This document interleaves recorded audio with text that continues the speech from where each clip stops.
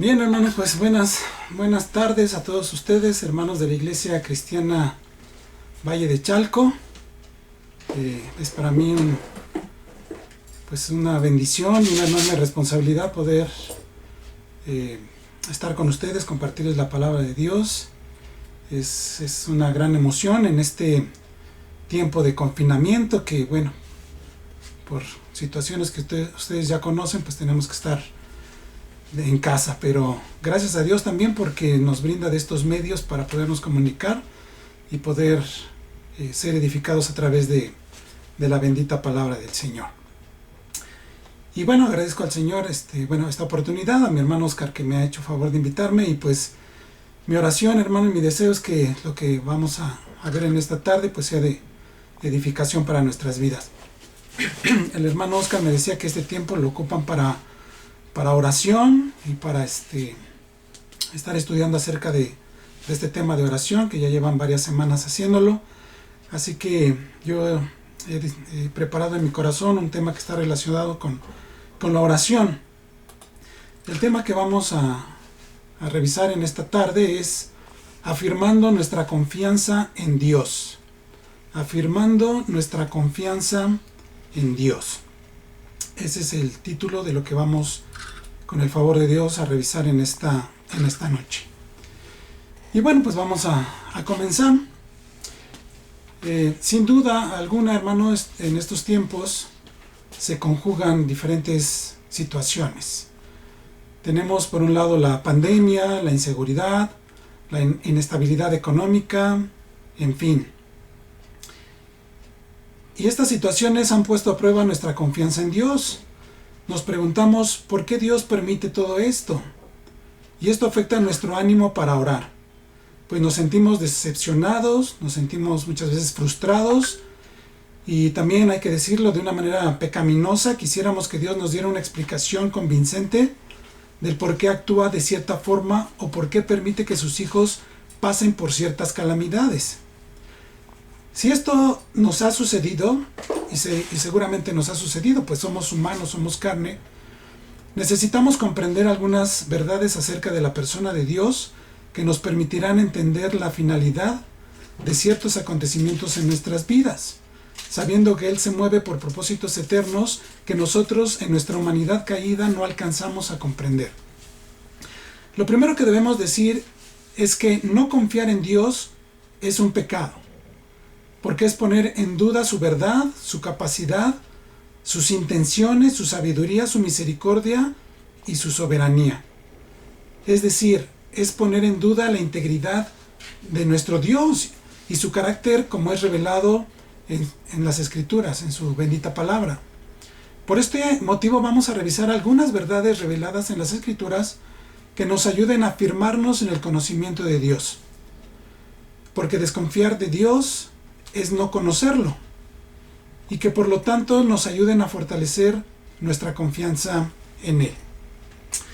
Para esto, hermanos, vamos a ir a un pasaje de las Escrituras en el libro de los Hechos de los Apóstoles, en el capítulo 12, del versículo 1 al 19.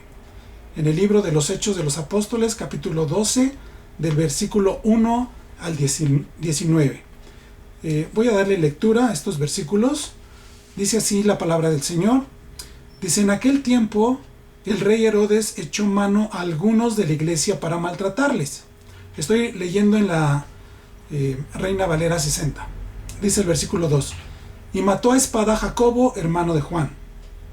Y viendo que esto había agradado a los judíos, procedió a prender también a Pedro. Eran entonces los días de los panes sin levadura. Y habiéndole tomado preso, le puso en la cárcel, entregándole a 4 grupos de 4 soldados cada uno, para que le custodiase.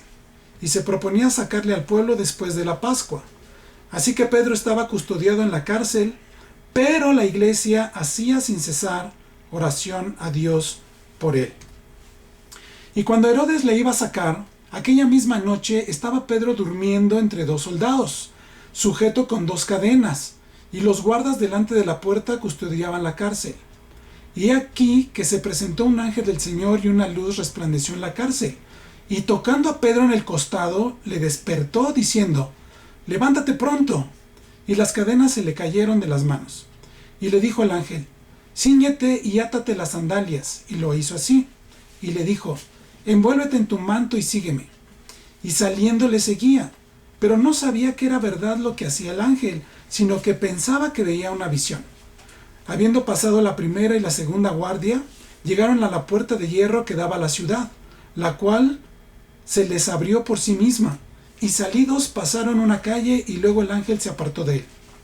Entonces Pedro, volviendo en sí, dijo: «Ahora entiendo verdaderamente que el Señor ha enviado su ángel y me ha librado de la mano de Herodes y de todo lo que el pueblo de los judíos esperaba».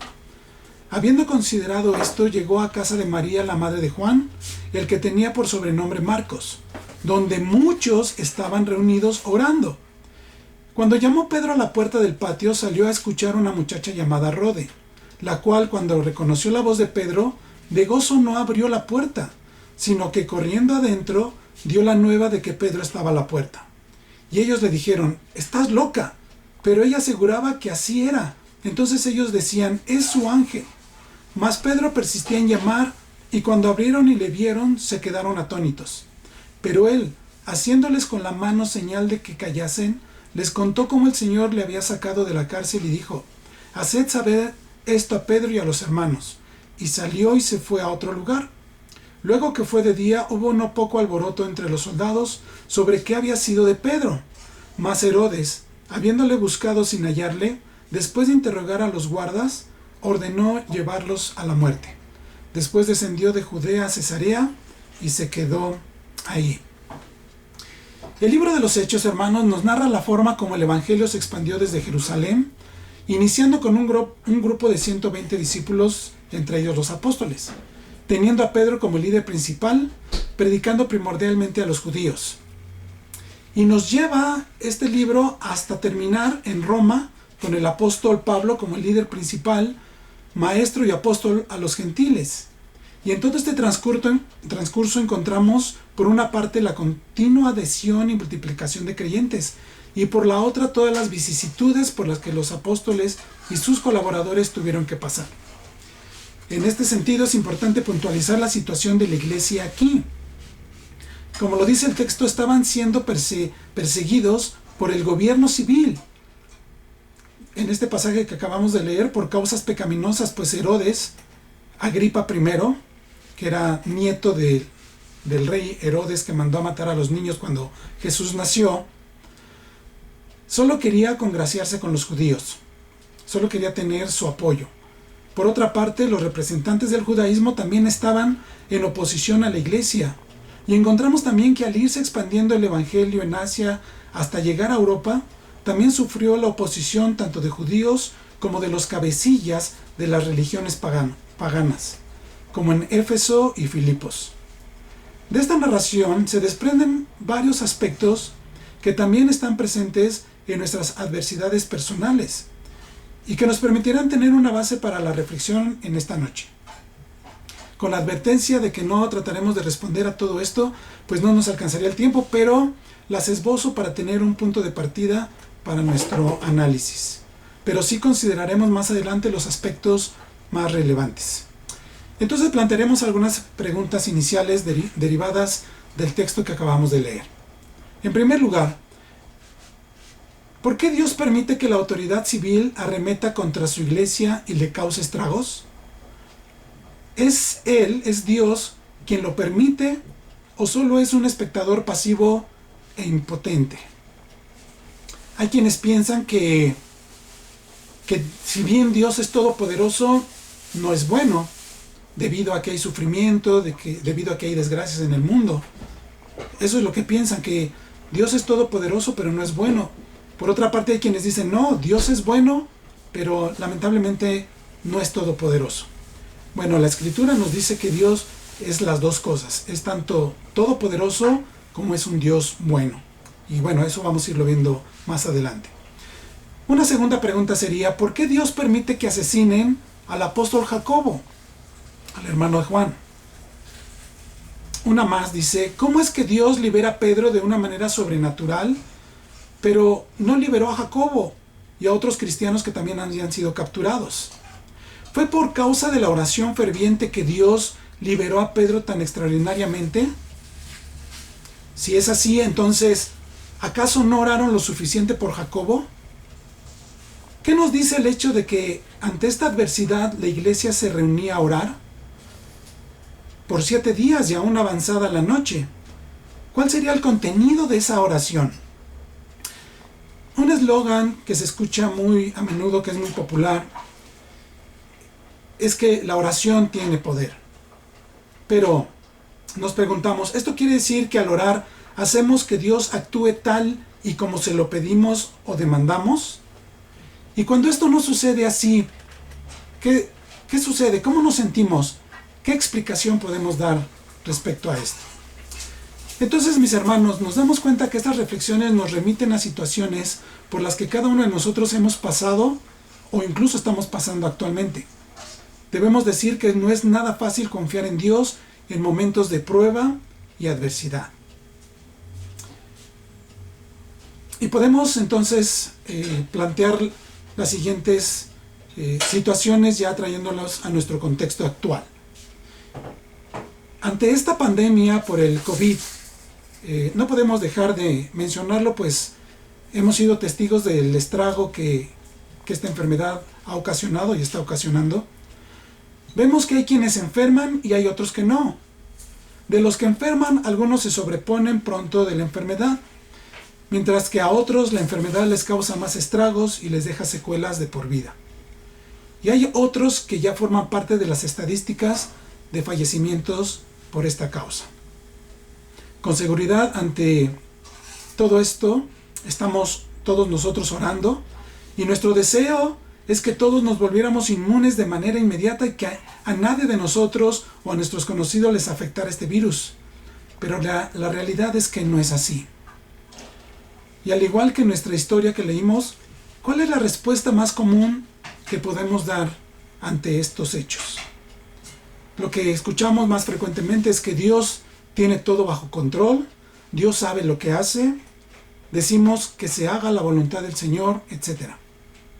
Y efectivamente, Dios permite las adversidades con un propósito que en ciertos aspectos permanece oscuro en nuestra mente humana, finita, caída y pecaminosa.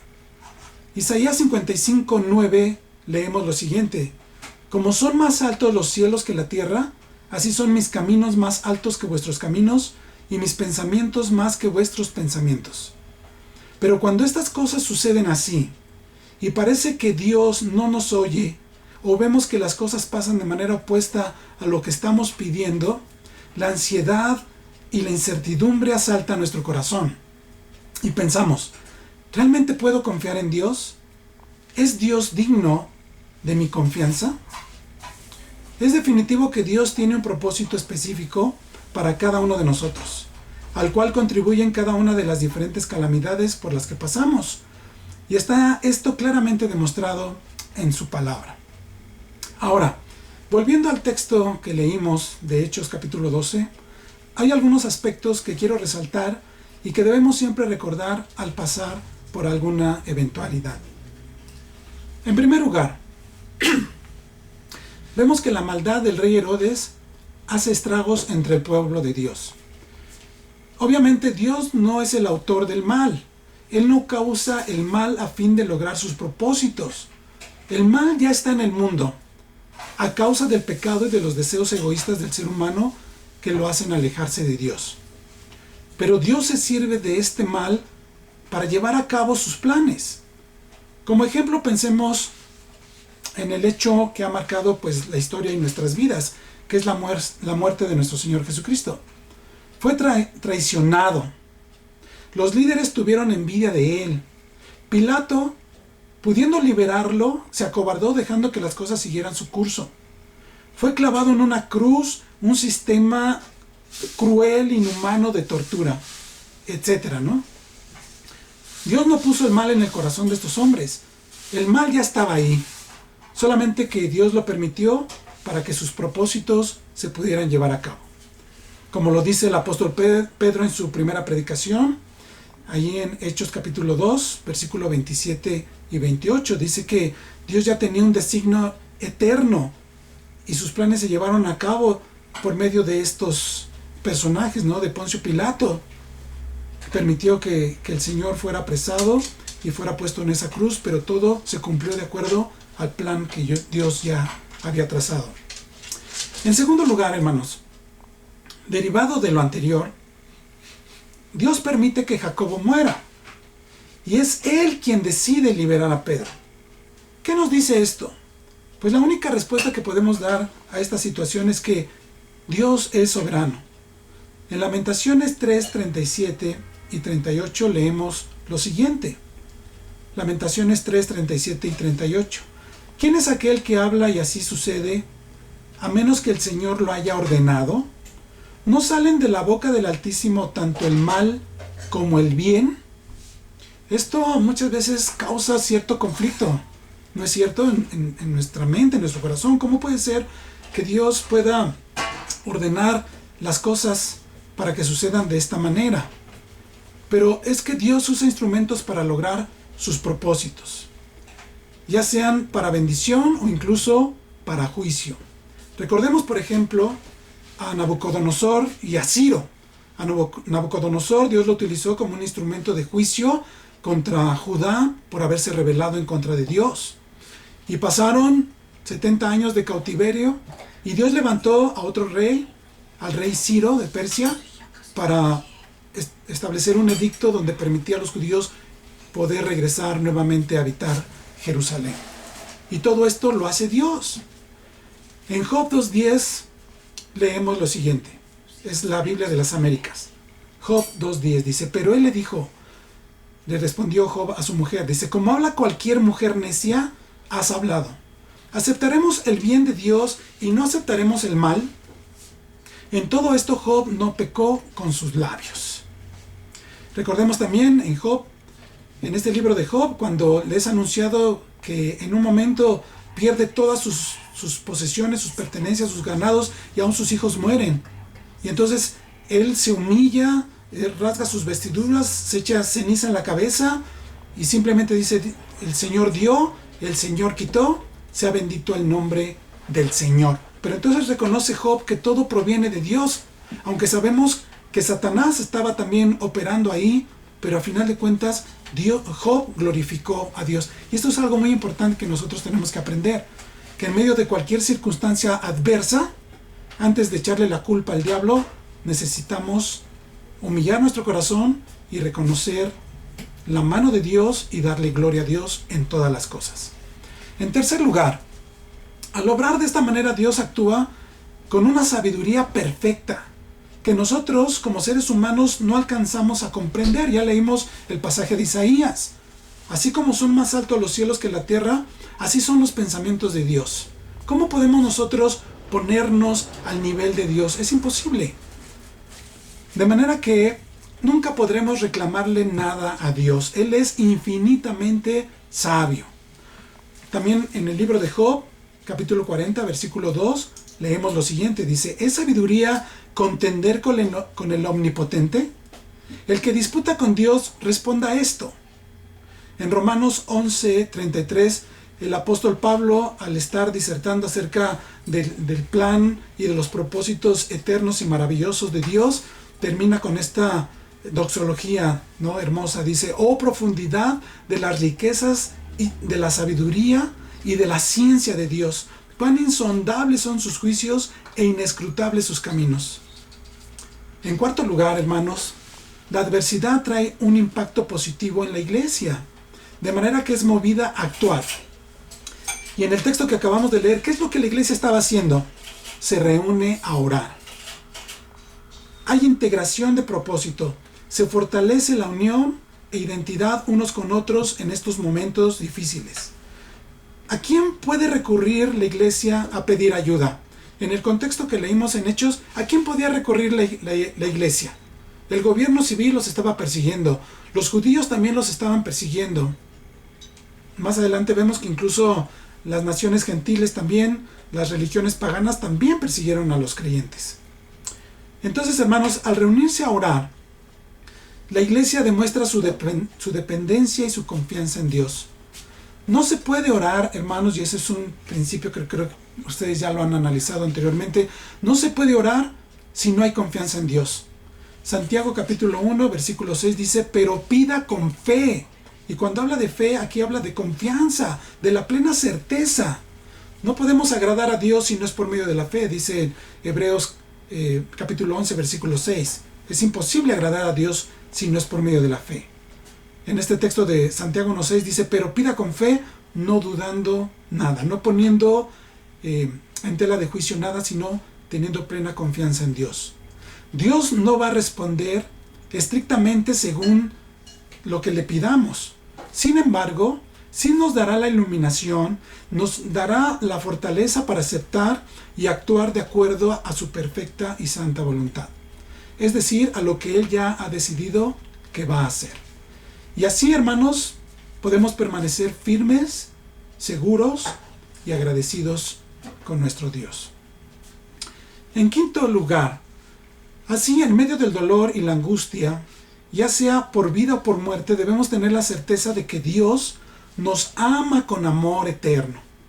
Él no dejó de amar a Jacobo, a pesar de que Herodes mandó decapitarlo, ni a Pedro, ni a la iglesia, como a ninguno de nosotros. Hay algunos pasajes muy hermosos que nos confortan en ese sentido. Dice Romanos 5:8, mas Dios muestra su amor para con nosotros en que, siendo aún pecadores, Cristo murió por nosotros. Y si Cristo mostró su amor dando su vida en la cruz, cuando nosotros aún éramos pecadores, ahora que ya hemos sido reconciliados con Dios, ¿cuál no será el gran amor de Dios y el cuidado de Dios para con nosotros, a quienes ya ha adoptado como hijos? Su amor es eterno y es infinito, hermanos. De eso tenemos que tener la plena certeza. Romanos 8:32 dice lo siguiente: el que no escatimó ni a su propio Hijo, sino que le entregó por todos nosotros, ¿cómo no nos dará también con Él todas las cosas? Si Dios, lo más preciado, lo más precioso fue su Hijo y lo dio para rescatarnos, para salvarnos, para adoptarnos y para recibirnos en su reino eterno, hermanos, ¿cómo no nos va a dar con su Hijo todas las cosas? Somos tremendamente bendecidos en Cristo Jesús. Y en Romanos 8:38 es un pasaje que todos nosotros conocemos. Dice, por lo cual estoy seguro de que ni la muerte, ni la vida, ni ángeles, ni principados, ni potestades, ni lo presente, ni lo porvenir, ni lo alto, ni lo profundo, ni ninguna otra cosa creada, ni los gobiernos civiles, ni las persecuciones sociales, ni ideológicas, nada, hermano, nos podrá separar del amor de Dios que es en Cristo Jesús, Señor nuestro. Estos textos, hermanos, nos enseñan que debemos de tomar las circunstancias con los ojos de la fe. Que más allá de lo que nos sucede físicamente, debemos entender que Dios nos ama y que tiene un propósito eterno para cada uno de nosotros. Estos tres aspectos que acabo de mencionar, su soberanía, su sabiduría y su amor, lo podemos resumir de la siguiente manera. Dios en su amor siempre desea lo mejor para nosotros. En su sabiduría siempre sabe lo que es mejor. Y en su soberanía tiene todo el poder para hacer que esto suceda. Estos tres aspectos, hermanos, nos conducen al hecho de que para confiar en Dios plenamente debemos conocerlo íntima y personalmente. Salmos 9:10 dice lo siguiente: en ti confiarán los que conocen tu nombre, por cuanto tú, oh Jehová, no desamparaste a los que te buscaron. ¿Y cómo lo vamos a conocer?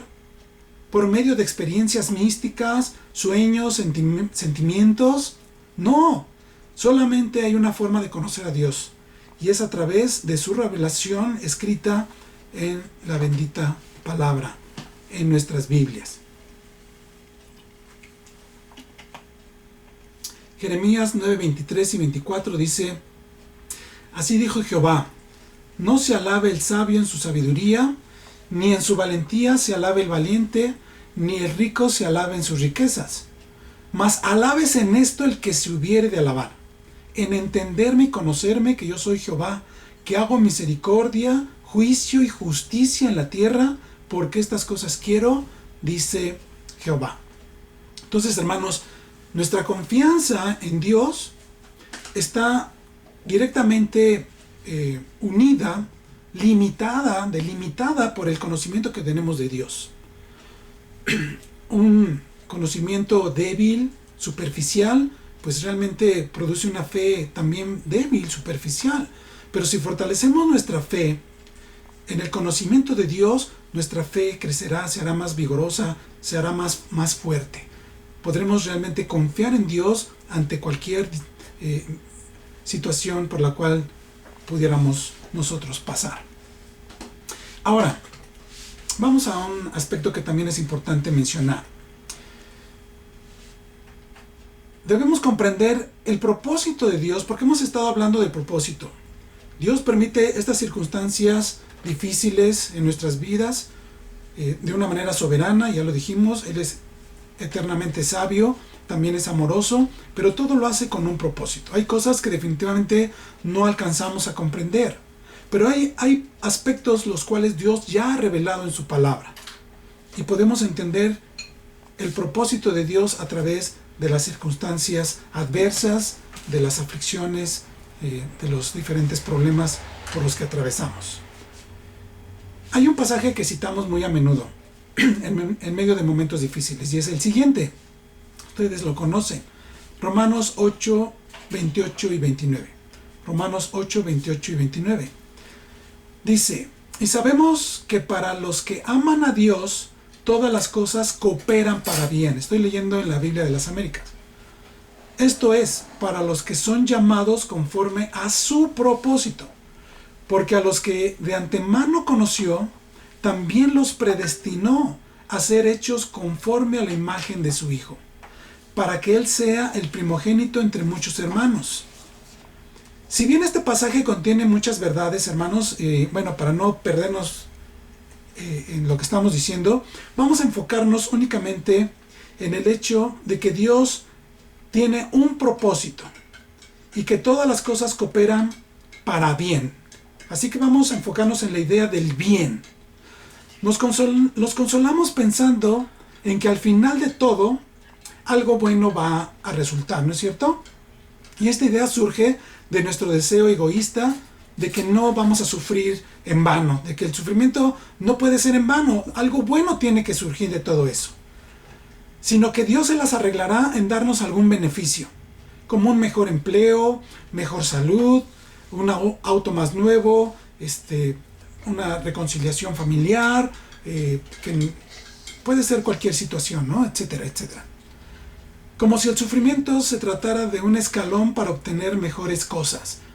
Como que solamente fuera para que Dios nos dé algo más para nuestro provecho, ¿no? A veces entendemos el bien como algo que vamos a recibir, sobre todo materialmente, para nuestro beneficio.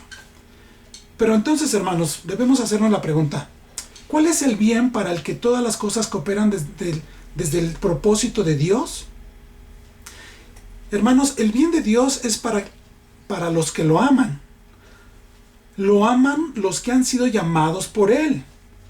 Para estos Dios permite que ocurran ciertas circunstancias a fin de lograr su propósito. Y su propósito es nuestro bien.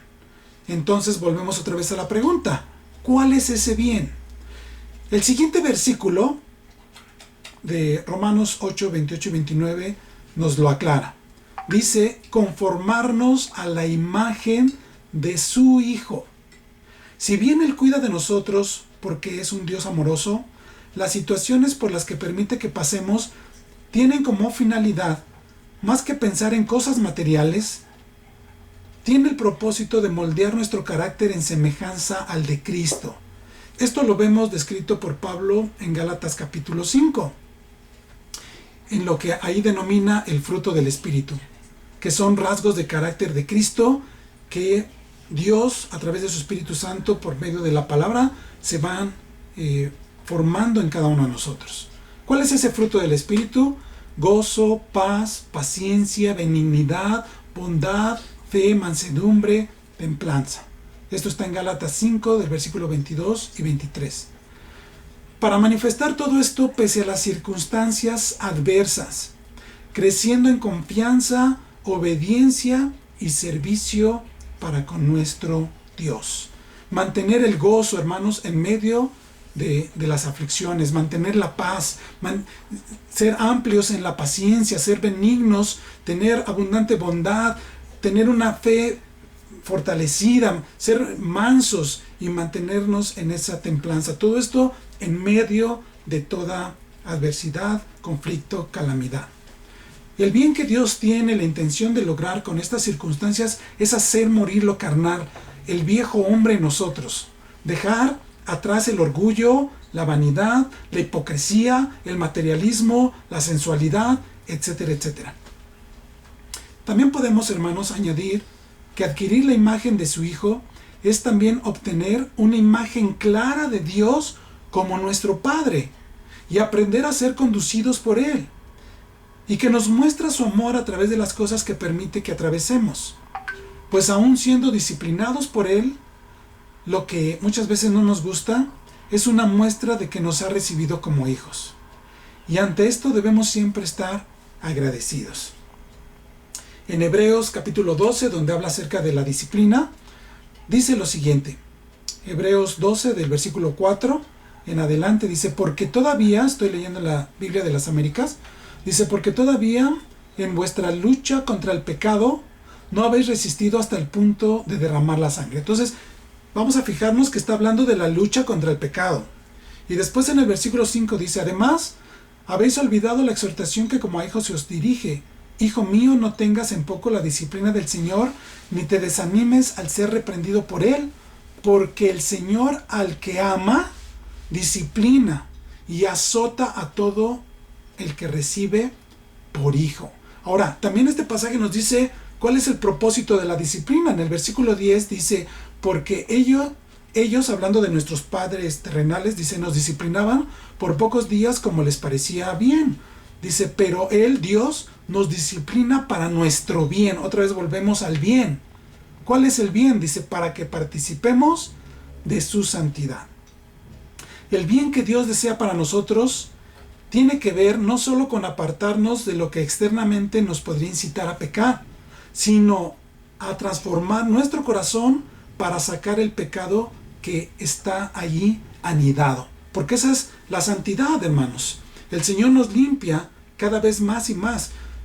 Jesús, en su oración sacerdotal, ahí en Juan capítulo 17, versículo 17, cuando está orando por todos sus discípulos, incluyéndonos a cada uno de nosotros, Él dice: santifícalos en tu verdad, tu palabra es la verdad. Si bien el Señor pone su Espíritu Santo dentro de nosotros, el Espíritu opera en la medida en que nosotros escudriñamos la palabra, en que vamos a la verdad y somos santificados por medio de la obra del Espíritu a través de la verdad revelada de Dios en su palabra. Y entonces no solamente nos blinda del pecado, sino que también trata con el pecado que está anidado en nuestro corazón, para conformarnos, como ya lo dijimos en Romanos 8, para conformarnos cada vez más y más a la imagen de nuestro Señor Jesucristo. Pero entonces, hermanos, tenemos que hacer aquí una pausa y una advertencia. Pero, hermanos, que nunca las adversidades nos lleven a pecar contra Dios por desobediencia a su palabra, sino que estas cosas nos acerquen más a Dios a través de su palabra. Cuando pasamos adversidades, ¿qué debemos hacer? Doblar nuestra rodilla, buscar a Dios en oración, pero también buscar la voluntad de Dios a través de su bendita palabra. Por otra parte, hermanos, también pecamos cuando dejamos de confiar en Él. Ya lo dijimos, desconfiar de Dios es pecado. Porque desconfiar de Dios es poner en duda su palabra, es poner en duda el bien que Él tiene para nosotros, es poner en duda sus promesas. Pues aún pensando en lo más grave que nos pudiera suceder, humanamente hablando, ¿no? ¿Qué sería lo más grave? ¿Morir? Pues aún morir, hermanos, no es lo más grave a los ojos de Dios, a través de la revelación de Dios. Si no debemos confiar en que Dios cumplirá lo que ha dicho en su palabra, que morir no es el fin. Morir, hermanos, no es un fracaso de Dios ante la enfermedad. No es debido al descuido de Dios. No es que Dios se descuide. No es que Dios no tenga el suficiente poder, como les decía al inicio, para librarnos de la muerte. Dios ya nos libró de la muerte. ¿Cómo nos libró? Al enviar a su Hijo Jesucristo a morir por nosotros. Murió en la cruz, fue sepultado y al tercer día resucitó. Y dice la palabra que si hemos resucitado con Cristo, debemos de buscar las cosas de arriba donde está Cristo sentado a la diestra de Dios. No poner la mira en las cosas de la tierra, porque las cosas de la tierra son temporales, transitorias, sino poner la mira en las cosas eternas donde está sentado Dios en la eternidad. Sino que es simplemente la forma que nos desprendemos de este mundo, hablando de la muerte, para presentarnos ante Él. El apóstol Pablo, en 2 Corintios capítulo 5, él dice: más quisiera estar ausente del cuerpo y presente ante el Señor. Y de esa manera, hermanos, poder pasar la eternidad gozando de su divina presencia. Así que, hermanos, yo, de acuerdo a este pasaje, a estos textos que acabamos de ver en esta noche, ya para concluir, esto que hemos revisado de las Escrituras y entendiendo que es el plan de Dios para nosotros el día de hoy, recibiendo la palabra inerrante, perfecta y suficiente de Dios para nuestra vida, hoy, hermanos, yo quiero desafiar sus vidas. Quiero desafiar aún mi propia vida por medio de las siguientes preguntas para terminar esta predicación, este tema en esta noche. Estas preguntas son las siguientes. En primer lugar, hermano, ¿estás dispuesto a confiar en Dios en medio de toda circunstancia adversa en la que te encuentres? ¿Verdaderamente estás dispuesto, comprometido a confiar en Dios? En segundo lugar, ¿estás dispuesto a conocer más al Señor por medio del estudio diligente de su palabra?